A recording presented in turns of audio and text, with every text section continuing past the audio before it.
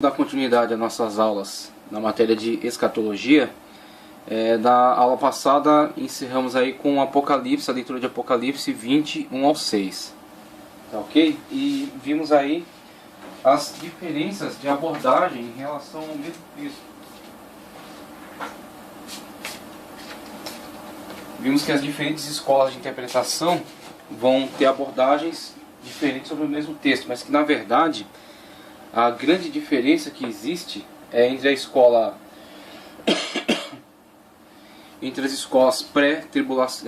pré-milenista e as escolas pós-milenista e amilenista. As escolas pós-milenista e amilenista encaram essa questão do reino milenial, tá certo?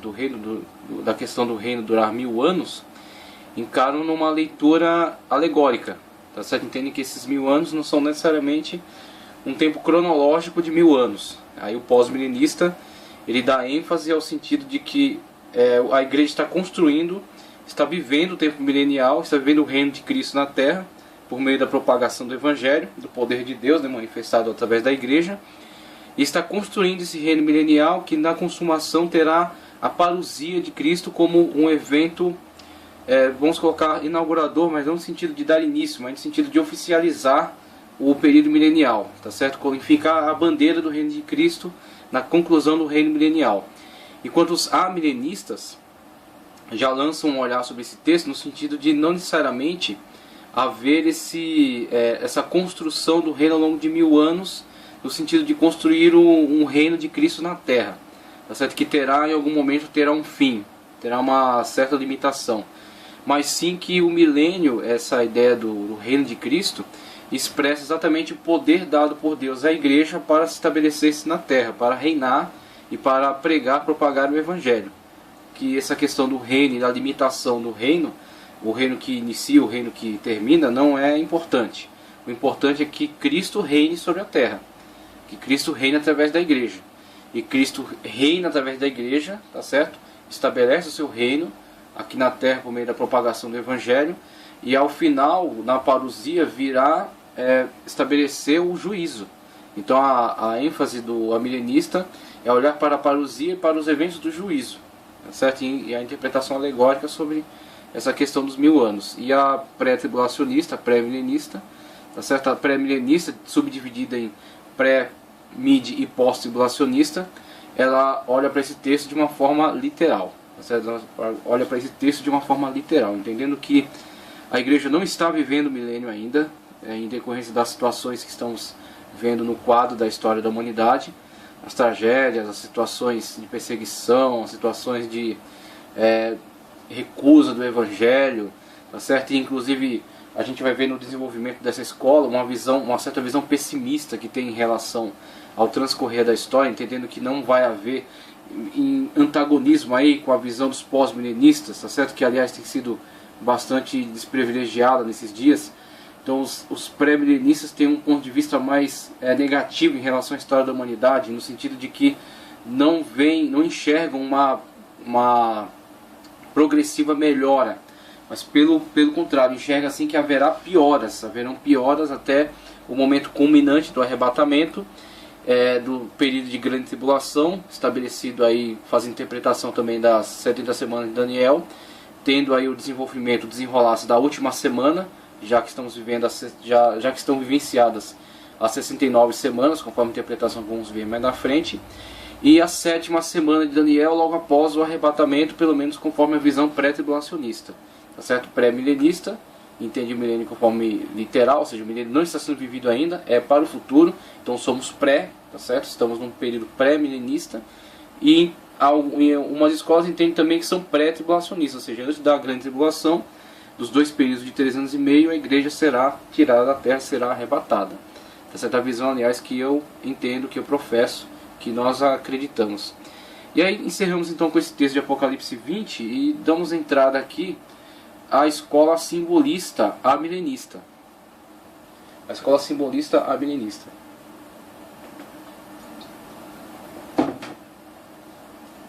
O nome simbolista, na verdade, está um tanto associado com aquela escola anterior que vimos, por exemplo, no caso de Bultmann, tá certo? Que promove uma alegorização, mas não só uma alegorização. A alegoria é um recurso de retórica usado também pela escola pré-milenista. Então a questão que vimos abordada ali naqueles pensadores de Bultmann, Schweitzer, tá certo? De Johann, é que na verdade nem todos, mas alguns deles encaram a Bíblia como mitológica mesmo, não só como um livro que usa de ferramentas de linguagem alegórica, linguagens figuradas, mas sim um livro mitológico, um livro que foi construído em cima de bases mitológicas dos pensamentos dos antigos e que na verdade tem que ser reinterpretado conforme um pensamento racional, tá certo? E limitado então a um plano da racionalidade humana, tá certo? Não encarados como milagres ou como profecias, mas somente como expressões da mitologia de povos antigos, que não é o caso dessa escola. Então esse simbolismo fica mais reservado para aquela questão, aquela abordagem extremamente racionalista, da alta crítica textual. Aqui temos o amilenismo no sentido de alguns intérpretes que adotam a interpretação alegórica sobre alguns textos, o que é uma ferramenta em uso. Não há problema nenhum em ler alguns dos textos escatológicos ou de Apocalipse especificamente como textos que recorrem à alegoria, porque de fato há muitos textos alegóricos dentro dessas leituras. A questão é que em alguns textos-chave, em que uma outra escola lê como literal, essa lê como alegórica. Então por isso o afastamento. Então o amilenista, esse A, que é uma partícula de negação, e o milênio, tá certo? O milenista, que trata acerca do período que está sendo analisado, em virtude do qual houve essa divisão de escolas, que aliás do início eu falei, dentre os temas eixo em torno do qual gravitam as escolas de interpretação, o milênio é um tema eixo, é um tema que vai dividir as opiniões, tá certo? E vai estabelecer a diferença entre as escolas. Então, por exemplo, aqui, como já falamos, aqui, por exemplo, a gente pode colocar a escola, a escola histórica, de certa forma, aborda os textos desta maneira, com esse ponto de vista, né? Entendendo que João, quando faz uso daqueles recursos de linguagem, estava, na verdade, falando de eventos históricos da sua época, tá certo? Não é nada de questões proféticas, e sim eventos históricos da sua época. Ele usa aquelas linguagens somente como uma figura, uma alegoria, a fim de camuflar aqueles personagens, aquelas narrativas, por causa da perseguição, em vista da perseguição que a igreja sofria. Então eles entendem que não há nada profético ali, é simplesmente um recurso alegórico para camuflar os personagens, mas que são os personagens da época, são os imperadores romanos.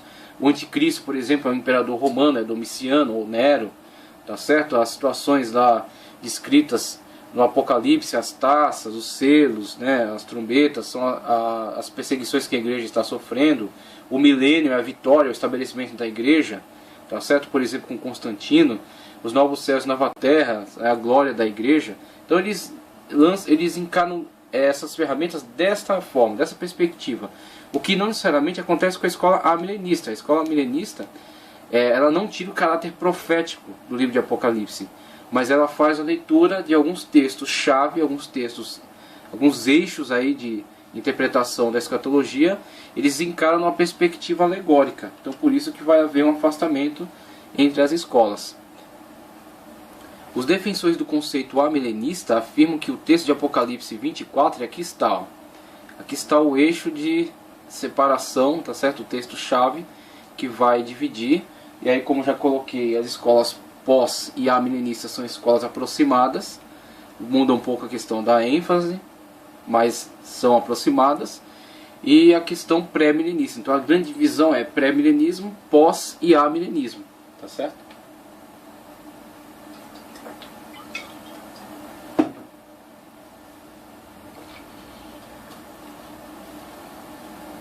Afirmam que o texto de Apocalipse 20, verso 4, não deve ser interpretado literalmente, que é a interpretação proposta pelos pré-milenistas, e sim alegoricamente, por tratar-se de uma afirmação que diz respeito a um período de reinado de Cristo por meio de sua igreja na terra. Então eis aqui a forma como é lido dentro da escola amilenista essa questão do milênio, tá certo? Essa questão do milênio. A forma é um período de reinado por Cristo, então o reinado de Cristo por meio da igreja na terra. O que segundo eles já ocorre. Não haverá nada para o futuro, já está sendo vivenciado.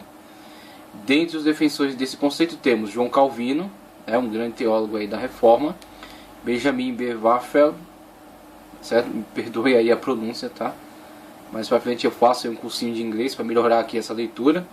Agostinho de Hipona, certo? Aurelius Augustinus, o livro Cidade de Deus, vamos ler aqui a referência em que ele trata da sua perspectiva amilenista. Claro que a leitura que Agostinho faz nesse texto, né, as afirmações que ele faz, são disputadas entre os amilenistas e os pós-milenistas. Cada um defende que Agostinho estava, na verdade, manifestando o seu ponto de vista. O amilenista diz, Agostinho manifesta aqui uma visão amilenista, mas os pós-milenistas dizem que não, que na verdade ele estava professando o pós-milenismo. Então eles disputam aqui essa afirmação de Agostinho no livro Cidade de Deus, que inclusive esclarece o termo Kyrios, e aqui surge um dos termos importantes para a questão pré-milenista, o Kyrios. Nesse termo grego aqui, ó, Kyrios, tá certo? Kyrios, que é 1000 em grego, 1000. Então, esse Kyrios aqui, ele é uma palavra que é usada para caracterizar os pré-milenistas antigos. Então, no tempo de Justino, por exemplo, surgiram os chamados Kyriastas. O problema é que esse nome acaba associado a uma ala do pré-milenismo que se torna muito extrema, muito extremada na sua forma de expressar a sua crença pré-milenista. Então, ao elaborar imaginações, e o problema sempre reside nisso, nas pessoas que não respeitam os limites, as pessoas que avançam muito as fronteiras, os limites.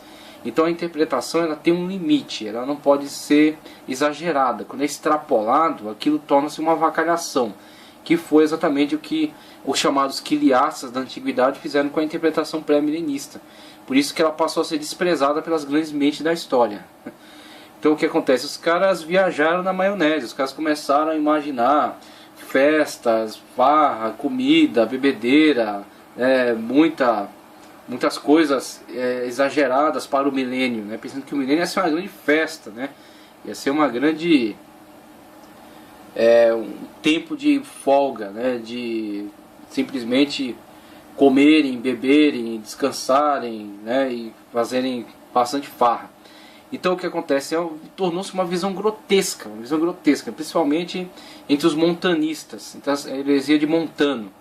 Então o que acontece? Quando condenou-se a heresia de Montano, se não me engano no Concílio de Nicéia, associou-se também a essa condenação à questão quiliasta, porque os montanistas também contribuíram com esta avacalhação do pré-tribulacionismo, do pré-milenismo, através desses chamados quiliastas, tá ok?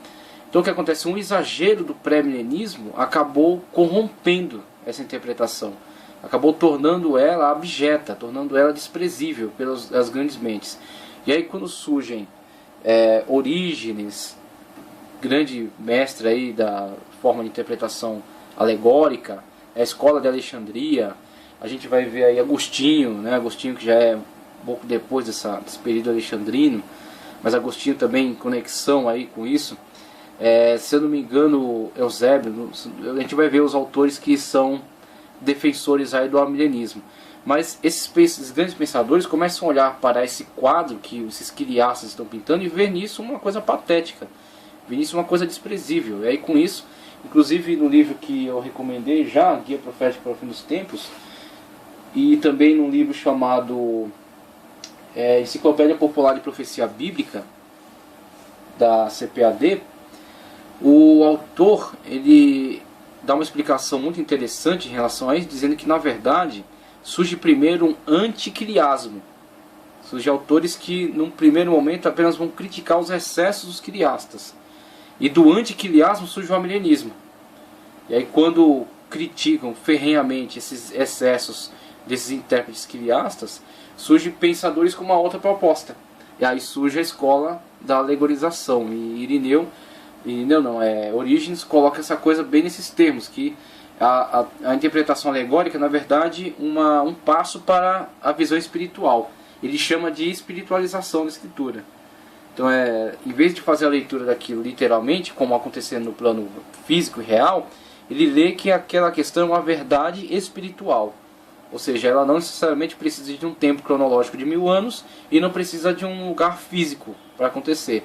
Ela acontece espiritualmente através da vida de todos aqueles que estão envolvidos dentro do reino de Deus, que estão propagando a mensagem, que estão propagando, expandindo as fronteiras da igreja. Então, na verdade, isso é o milênio, independentemente se vai ter 1000 anos ou não. Outra coisa que os criados gostavam de fazer é marcar data, que é um erro reiterado hoje das seitas. Então eles falaram, até o ano, vai durar até o ano 1000. Depois do ano 1000 será, na contagem que eles fazem lá, o ano 1000 da nossa era conclui 6000 anos de existência, e então entrará o ano sabático. Entrará o ano 7000, que será o milênio. Então essa também é um outro excesso do literalismo. É um outro erro em que incorreu o literalismo. Está evidente que estava errado, né? Não se cumpriu, não se realizou. A interpretação foi forçada. Então o que acontece? Com esses diversos erros criastas, era impossível não surgir uma linha contrária a ela. E na verdade é louvável que tenha surgido, porque aquilo tornou-se algo ridículo. Então os amilenistas vieram com a proposta de corrigir estes erros de excesso dos criastas, tá certo? No grego é Kyrias, ou Hilias, no grego, tá certo? Isso aqui é lido quase, é uma letra difícil de ler isso aqui. É um X, mas é quase um C, mas é uma coisa assim raspada na fala. Hilias, tá certo? 1000, no grego. Na verdade deve ser encarado com a multiplicação de 100. Isso aqui é a proposta de Agostinho, tá? Então Agostinho pega aquele texto que Jesus usa, que aquele que deixar pai, mãe, irmãos, e receberá 100 vezes mais nessa vida e a vida eterna. Então Agostinho, a proposta que ele faz no livro Cidade de Deus é que na verdade aquilo é uma multiplicação de 100. Então 100 vezes mais, 10 vezes 100, 1000. E aí o 1000 seria a plenitude daquilo que Deus tem a dar para a igreja. Então do jeito que Cristo prometeu 100 vezes mais ao apóstolo, aqui a proposta é 1000. Que seja 1000, que seja tudo aquilo que Deus tem a fazer pela igreja será entregue à igreja nesse tempo. A igreja terá toda a plenitude daquilo que Deus tem a oferecer para ela sobre a terra. E com isso a proposta, aí os pós-milenistas abraçam aqui essa concepção e dizem: a igreja tem que dominar sobre a terra, tem que reinar sobre a terra, tem que dominar todas as áreas da sociedade, política, economia, pensamento, evangelismo, tudo. A igreja tem que tomar posse de tudo e tem que estabelecer o reino de Cristo na terra. E aí as duas escolas aproveitam aí dessa construção de Agostinho, tá? Número que é usado por Cristo para falar a Pedro sobre a recompensa, 100 vezes mais, para que tudo deixa pelo reino de Deus, tá ok? Então temos aí o desenvolvimento já da ideia de Agostinho acerca da interpretação que ele faz do 1000, né? Do 1000 no sentido de Kyrias, tá certo? No sentido de os 1000 anos no original grego.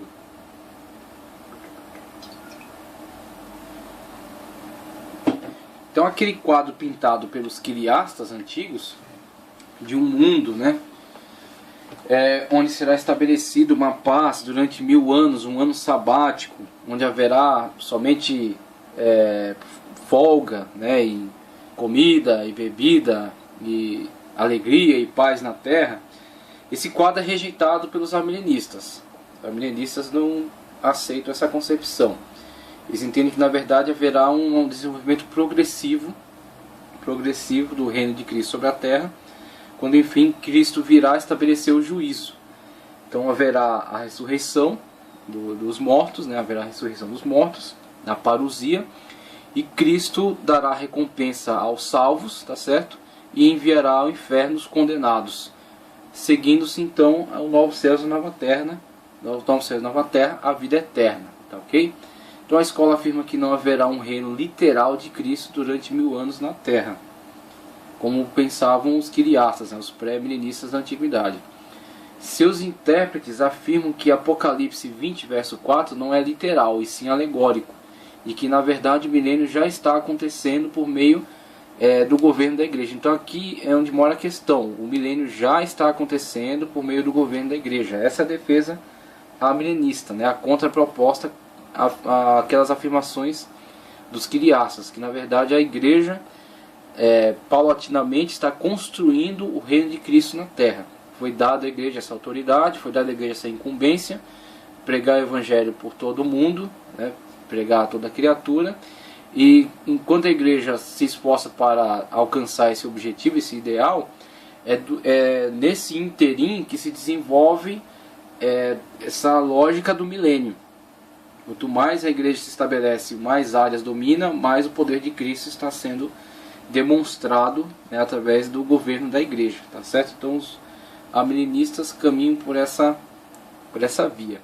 Afirmam também que o período da igreja seguirá continuamente até a volta de Cristo, quando os salvos ressuscitarão com o corpo glorioso e os ímpios para serem condenados. E naquele texto de Apocalipse, conforme eu já mencionei até no vídeo anterior, os primeiros mortos, né, os que ressuscitaram primeiro, depois os outros não reviveram até o final dos 1000 anos. A interpretação amilenista é que, na verdade, o que está sendo abordado é que na primeira ressurreição está tratando de uma ressurreição espiritual, ou seja, a passagem da morte em pecado para a vida com Cristo Jesus, a vida de santificação com Cristo Jesus, aquela primeira ressurreição. E a segunda ressurreição, sim, a ressurreição na parousia, quando então os mortos de todos os tempos, né, os santos que morreram no Senhor, vão ressuscitar para estar junto com Ele, junto com aqueles que estiverem vivos, né, no tempo da vinda de Cristo, a vinda física de Cristo à Terra. E os outros que vão ser ressuscitados depois são os que serão ressuscitados para o juízo. São ressuscitados para... Então quando diz um ressuscitaram primeiro e outros não ressuscitaram, é porque os que ressuscitaram primeiro são os que foram salvos, que aceitaram a Cristo como único suficiente Salvador. E os que não ressuscitaram são aqueles que estão reservados para o juízo, tá certo? Quando então haverá a ressurreição final, depois da parousia, da volta de Cristo fisicamente à Terra, haverá a ressurreição final para a condenação daqueles que não ressuscitaram. Então essa é a abordagem do amilenista sobre essas questões aí da ressurreição e do milênio. Para essa escola não há duas ressurreições, sendo a primeira apenas uma forma de falar do nascimento espiritual do crente, como eu acabo de explicar, que estava morto no pecado, e a segunda trata-se da ressurreição no fim dos tempos. Então, a escola milenista, conforme diz aqui o teólogo Expedito Marinho, de todas as escolas, a milenista é a mais simples por ser menos complicada. Então ele coloca aqui a questão do esquema desenvolvido pelos amilenistas não ser tão complexo quanto o esquema adotado pelos pré-milenistas, que inclusive de tão complicado que se subdividem, né? Tem 3 subdivisões, né? O pré, o mid e o pós-tribulacionismo, todas dentro do pré-milenismo. Tá certo? Então você vê, o quadro explicativo vai mostrar isso, as diferentes tendências aí de interpretação dos pré-milenistas. Mesmo assim, esse sistema apresenta algumas dificuldades, deixando algumas dúvidas com respeito ao reino de Deus e o fim dos tempos. Essa escola declara que a Bíblia não prediz um período de reinado de Cristo na terra antes do juízo final. Segundo esse ponto de vista, não haverá um reino terrestre de Cristo por 1000 anos cronológicos de duração. Mesmo assim, esse ponto de vista deixa vários obstáculos que dificultam o entendimento claro da doutrina. A ideia é que haverá um desenvolvimento do bem e do mal no mundo até a segunda vinda de Cristo. Então, haverá sempre esse conflito dessas duas forças, né, que disputam aí espaço dentro do mundo, né? Disputam espaço em relação a quem estabelecerá o seu poder, quem estabelecerá a sua força. E a igreja deve reinar, deve se sobrepor a essa força do mal por meio da autoridade de Deus sobre ela, o poder de Deus que está confiado a ela. Então a milenista entende que o milênio é o progressivo crescimento da igreja e a sua dominação sobre as forças do mal que estão instaladas no mundo. Quando então os mortos serão ressuscitados? Então a ideia é que haverá um desenvolvimento do bem e do mal no mundo até a segunda vinda de Cristo, quando então os mortos serão ressuscitados, como eu coloquei aqui, né? Não essa questão desse quadro do milênio pintado pelos quiriastas, e sim a questão do desenvolvimento da igreja, né? O paulatino crescimento do seu poder, tá certo? Até a vinda de Cristo, a parousia, para a ressurreição e juízo final. Quando então os mortos serão ressuscitados de uma só vez, a ressurreição tanto dos salvos quanto dos perdidos ocorrerá de uma só vez. Não haverá duas ressurreições como o esquema pré-milenista. De acordo com essa interpretação, o trecho de Apocalipse 21 ao 10 é uma descrição da presente era da igreja. Sendo assim, o texto trata de um período em que a ação influenciadora de Satanás sobre as nações da terra é sufocada, sofrendo uma grande redução, de forma que o evangelho pode ser pregado por todo mundo sem muita oposição. Nesse caso, aqueles que aparecem reinando com Cristo por um espaço de 1000 anos são os crentes que morreram e já estão reinando atualmente com Cristo na glória celestial. Veja, então a abordagem, ela faz muito uso do recurso alegórico. Então, enquanto os pré-tribulacionistas olham para a questão do milênio como uma época em que a igreja será estabelecida através de uma ação, uma intervenção divina, tá certo? Uma intervenção divina na história, que estabelece a igreja reina literalmente na terra, né, sobre este mundo físico. O amilenista, ele, através do recurso da alegorização, ele entende a primeira ressurreição é na verdade uma ressurreição para a salvação em Cristo Jesus. É quando o homem aceita Jesus e sai da morte do pecado para a vida em Cristo Jesus. Então essa é a primeira ressurreição, ficando os demais mortos até o dia do juízo. Quando na parousia Cristo vier, tá certo? Cristo vier à terra, ressuscitar uns para a vida eterna e outros para a morte. Outros para viverem a segunda morte, como João diz em Apocalipse, né? Eles estarão condenados. Então o que acontece? Inclusive essa questão do reino, veja só que o amilenista, a leitura que ele faz, aqueles que morreram em Cristo já reinam. Reinam com Cristo, né? E Cristo administra a igreja. Então eles reinam com Cristo na glória e Cristo, através da igreja, estabelece o seu reino na terra. Então veja que o recurso da alegoria é sempre um recurso bastante utilizado dentro dessa escola, lembrando-se que ela surge como uma resposta aos excessos dos quiliastas, tá? Dos pré-milenistas da antiguidade. Não os primeiros pais da igreja, mas sim no desenvolvimento histórico, alguns movimentos excêntricos aí que acabaram exagerando nesses pensamentos, né? Sempre que o homem dá asas à imaginação, geralmente sai porcaria. Geralmente sai alguma coisa distorcida, tá certo? Então a firmeza do texto bíblico, fundamentar isso no texto bíblico e achar que o texto bíblico é suficiente, é o melhor caminho. Sempre que você toma o texto bíblico e começa a fazer inferências, imaginações, e começa a fazer hipóteses, geralmente você constrói um monstro. Geralmente. Eu vou ler depois aqui um texto de João Calvino, tanto a questão dele abordando, né, a crítica pesada que ele faz aos quiliastas. Ele entra com os dois pés no peito dos caras. Ele é sangue nos olhos. Com ele não tem conversa. Então ele critica os caras exatamente por causa desses excessos, essas bobagens que eles começaram a falar.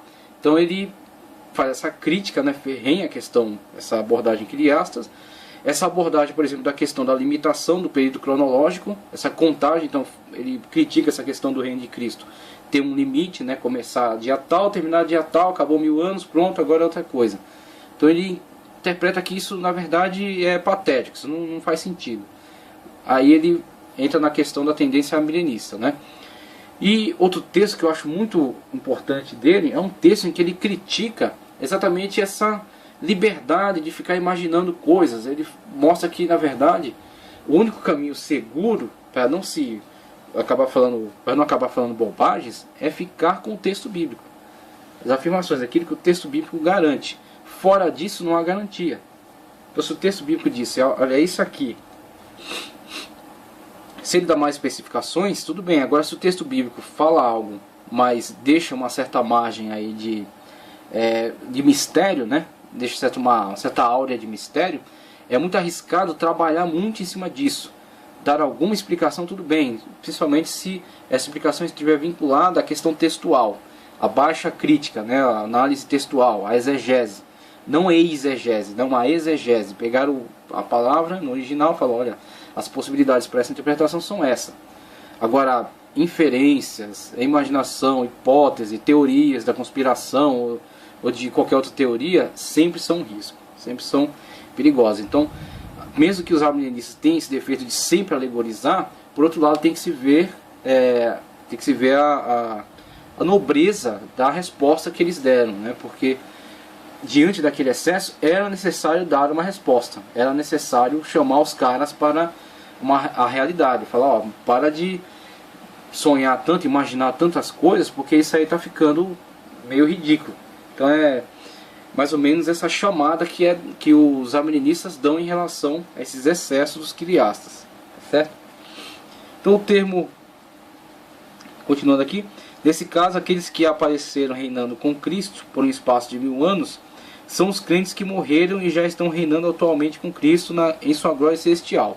Então é o ponto de vista é o caminho que eles adotam, né? Alegorizar, e aí vai dizer que o pessoal está reinando com Cristo na glória já, né? Que a primeira ressurreição na verdade foi uma ressurreição espiritual. Eles vão tomar esse caminho, agora em resposta, né, aqueles excessos. Sendo assim, o reino de Cristo no milênio não é um reino físico aqui na terra, mas tão somente um reino celestial, sobre o qual o Senhor Jesus falou quando declarou: toda autoridade me foi dada no céu e na terra. 28:18. Mateus 28:18. O termo amilenismo é uma negação do termo milenismo, que afirma não existir nenhum milênio futuro, isto é, um período em que Cristo reinará literalmente na terra por 1000 anos. Agora, essa tendência não é semelhante à tendência de Bultmann, da mitologização, tá certo? Dizer que tudo foi mitologia, né? Talvez eu tenha criado até um termo aqui. A mitologização, ele diz que tudo aquilo é um mito, tá certo? Ele põe tudo na esfera do mito. Inclusive, ele coloca Apocalipse no patamar de uma parábola. Faz isso aqui é uma parábola, na verdade. É como o filho pródigo e tal. É uma parábola também. Então, ele fala, se é uma parábola, a interpretação só é possível dentro da questão alegorista, mas nesse sentido, no sentido de encarar tudo como uma parábola. Encarar tudo como uma alegoria, né? Como um mito. E a questão do amilenismo não é essa. Essa partícula de negação, esse amilenismo, não é porque os caras não creem que a Bíblia... não é porque os caras entendem que a Bíblia seja mitológica, mas sim porque eles entendem que aquilo não é literal. Aquilo acontece sim, e a questão alegórica não é dizer que aquilo é falso, que aquilo é mentiroso, que é um mito, mas sim que aquilo não é literal. Literal no sentido, no plano da realidade humana, aquilo é espiritual. Então a espiritualidade é uma outra realidade. A realidade humana é a realidade espiritual. A vida humana, a vida espiritual. Então aquilo se realiza dentro da vida humana no plano espiritual. Então o homem já está vivendo o milênio. O milênio já está efetivo aqui entre nós através do crescimento espiritual da igreja, o crescimento da igreja na terra. A igreja reinando sobre a terra, a igreja proclamando o evangelho.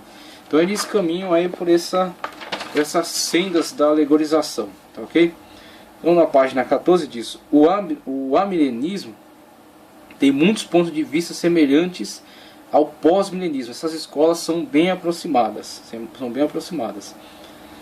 A escola pós-milenista teve um grande tempo de ascensão, tá certo? Entendemos aí que no começo, conforme a abordagem do livro Enciclopédia Popular de Escatologia, a igreja primitiva era pré-milenista, tá certo? A igreja primitiva era pré-milenista, é a primeira escola das imaginações, dos excessos dos pré-milenistas antigos. Surge o que pode ser chamado de quiliastas, e na verdade a questão da ênfase do milênio literal e o excesso do quadro que eles pintaram, tá certo?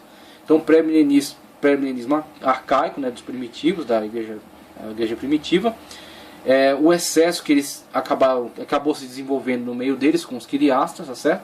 Inclusive a seita montanista, fazendo parte aí, contribuindo para essa vacalhação. O antiquiliasmo, que surge aí após esses excessos, né, com os grandes pensadores, principalmente com a escola alegorista de Alexandria, tá certo? Com Orígenes, depois Agostinho. E desse antiquiliasmo, o amilenismo.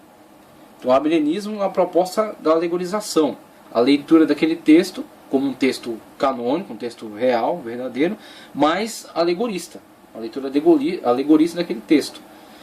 E após esse primeiro amilenismo, tá certo, que se desenvolve entre os grandes pensadores, o pós-milenismo surge na história. O pós-milenismo surge bem depois, na verdade. E aí o pós-milenismo é uma escola de interpretação que nós vamos ver na sua ascensão. Ela foi uma escola muito poderosa, ela alimentou a mente de grandes evangelizadores. Os caras entraram de cabeça na evangelização do mundo, porque eles tinham esse ponto de vista pós-milenista. Eles estavam construindo o reino de Cristo na terra. Eles entendiam que eles iam ganhar a terra para Cristo, e Cristo viria estabelecer a bandeira do milênio, estabelecer o seu reino. Este é o meu reino, o reino que foi construído pela igreja, tá certo? Através do meu poder, da minha autoridade. E aí o pós-milenismo surge uma grande queda, principalmente entre as duas grandes guerras mundiais, associações sinistras, que houve aproximações do pós-milenismo com certas ideologias políticas terríveis, e aí com isso um esvaziamento dessa escola de interpretação, e muitos daqueles que a defendiam estão agora alinhados com o amilenismo. Então é um caminho natural entre os pós-milenistas e amilenistas, eles nunca se afastaram tanto, certo? Simplesmente durante um tempo os pós-milenistas ganham muito destaque e depois acaba encolhendo novamente, voltando para dentro do amilenismo. Então o que temos hoje na verdade é um pré-milenismo e um amilenismo, bem destacados, que disputam aí na questão da interpretação. Então o amilenismo tem muitos pontos de vista semelhantes ao pós-milenismo. Tanto um como o outro tem buscado reivindicações em homens como Agostinho, Aurelius Augustinus, entre 354 e 430, João Calvino, entre 1509 e 1564, um grande reformador aí na Suíça, Benjamin B. Warfeld, perdoe a pronúncia aí. Os amilenistas se divergem os amilenistas se divergem mais com os pré-milenistas do que com os pós, certo? Até porque muitos amilenistas já foram pós-milenistas. Então temos aí a questão da história do amilenismo a partir de agora, tá certo?